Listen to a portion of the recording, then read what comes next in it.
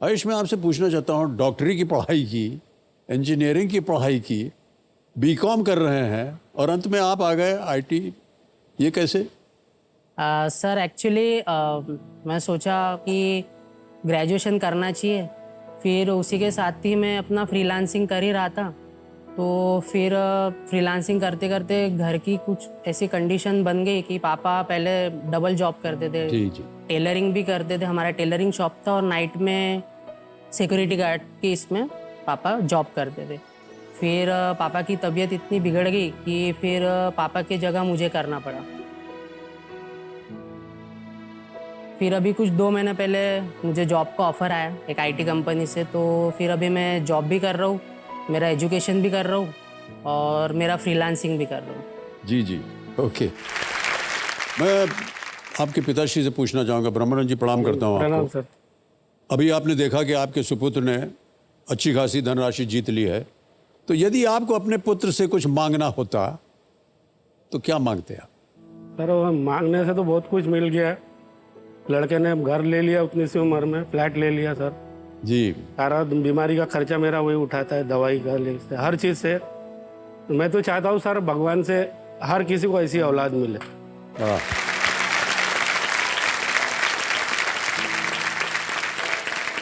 आयुष, आपके पिताश्री को आप पर बहुत गर्व है और हम समझ सकते हैं कि क्यों है, क्योंकि जितनी भी कठिन परिस्थितियां आई हों, आपने अकेले अपने आप को संभाला, पूरे परिवार को संभाला।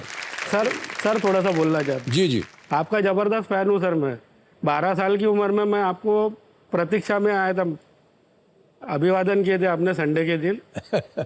घर से भाग के आया था सर मैं 12 साल की उम्र में। हे भगवान। और थोड़ा सा मैं कुछ डायलॉग बोलना चाहता हूँ सर आपके पिक्चर के। हाँ जी, बोल लीजिए। तुम लोग मुझे ढूंढ रहे हो, मैं तुम्हारा यहाँ इंतजार कर रहा हूँ। जो अब 25 बरस में नहीं होगा वो अब होगा। क्या बात है सर, वाह, ये तो दीवार का है। ये चप्पल कौन सी है? कोल्हापुरी। नंबर क्या है? 9। सुहाग पिक्चर से सर मैं कोल्हापुरी चप्पल पहन रहा हूँ। अच्छा, अभी भी सर ये कोल्हापुरी पहना हूँ पहनते सर पापा। अभी भी। वाह वाह वाह सर, बहुत बहुत बधाई सर, धन्यवाद आपका, बहुत बहुत धन्यवाद, बहुत बहुत धन्यवाद। और मेरी मिसेज भी बहुत फैन है सर आपकी, कभी कुछ ही गम तो कंटिन्यू देखती है वो टीवी। बहुत बहुत सर धन्यवाद। स्पेशली चैनल सब्सक्राइब करके रखा है। ओहो। हफ्ते में सर कितने भी बार लगो, पहले मूवी बाद में सबका। बोर नहीं हो जाती हैं बार बार देख कितने भी कर? बार लगा लो, मम्मी की फेवरेट मूवी। तो देखो समझो, मेरे सामने हॉट सीट पर बैठ गए हैं डॉक्टर समित सेन। ये एक मेडिकल स्टूडेंट हैं जो माइक्रोबायोलॉजी में मास्टर्स कर रहे हैं। ये port Blair, Andaman and Nicobar island से हैं। और मैं अपनी जनता को और यहाँ सबको बता दूं कि अपने 22 साल के करोड़पति के जीवन में अंडमान निकोबार आइलैंड से आने वाले ये पहले हॉट सीट खिलाड़ी। समित जी, बहुत बहुत स्वागत है आपका। Thank you so much sir. Sir, कैसा लग रहा है आपको कि आप पहले खिलाड़ी हैं जो कि अंडमान निकोबार आइलैंड से आ रहे हैं? सर बहुत मतलब मेरे लिए बहुत एक प्राउड मोमेंट है, बिकॉज अंडमान निकोबार में कोई ऐसा हाउस होल्ड नहीं है जहाँ पे ये शो कोई ना देखता हो। आई थिंक हर घर में बचपन में जब हमारे घर पे चैनल नहीं आते थे, मैं इवनिंग वॉक पे पापा के साथ कभी जाता था और किसी दूसरे के घर से मुझे वो केबीसी का नी वो वाला जो साउंड है जी जी। वो सुनाई देता था। बट समहाउ ये शो ऐसा शो था जो बचपन से, मतलब if I had to choose one memory from my childhood to define me in the way I grew up, then this show will be that thing. And not just that, अगर show की बात भी ना करूं, मतलब अभी भी यकीन नहीं हो रहा कि आपके साथ बैठा हूं। It's like being in outer space और समथिंग, जहां पे एक सितारा मेरे सामने खड़ा है। बहुत बहुत धन्यवाद आपका। तो सुमित, आप कंपेनियन के रूप में कैसे लाए अपने पिताश्री को लाए? जी, पापा आए हैं सर मेरे। प्रणाम करता हूँ आपको। और आपका शुभ नाम? नमस्कार, जब मेरा नाम जगन्नाथ सेन, अंडमान निकोबार से हूँ। जी, बहुत बहुत स्वागत आपका। तालियां बजाएं इनके लिए। Thank you sir, thank you. जब आप आए थे तो यहाँ पर अंडमान निकोबार की बात कर रहे थे और बहुत कुछ आजकल तो इंटरनेट पे मिल जाता है। बिल्कुल। कभी भी अंडमान निकोबार को छापिए, उसके बारे में सारा कुछ निकल आता है। कोई 3 एक ऐसी चीज़ें बताइए जो वजह बन जाए कि आपको अंडमान निकोबार आना चाहिए। Okay. So first reason is something I wouldn't recommend it, but it's something that's very peculiar, मतलब about our place. वो ये है कि हमारे अंडमान की एक ऐसा द्वीप है, सेंटिनल आइलैंड, जहाँ पे पूरे दुनिया की एकमात्र ऐसी ट्राइब है जो आज के दिन में दुनिया के किसी लोगों से बात नहीं करती है, अपने में ही रहती हैं और अपना पूरा सेल्फ सफिशिएंट है इनका। और जब भी कोई इनके पास जाता है तो उनको वो तीरों से अटैक करती है। और सर आपको इंटरेस्टिंग बात मैं ये बताऊं कि ये ऐसे है ना कि मतलब ये इतने सालों से मतलब they have been there since like मतलब सिंस बीसी के टाइम से, मतलब यू नो उतने पुराने टाइम से वो हैं। ये तो एक बात हो गई। जी सर। दो और बातें बताइए। दूसरी चीज सर, हमारे वहाँ पे देश का एकमात्र एक्टिव वोल्केनो आज के दिन में मौजूद है and this is called active volcano? Yes sir. Really?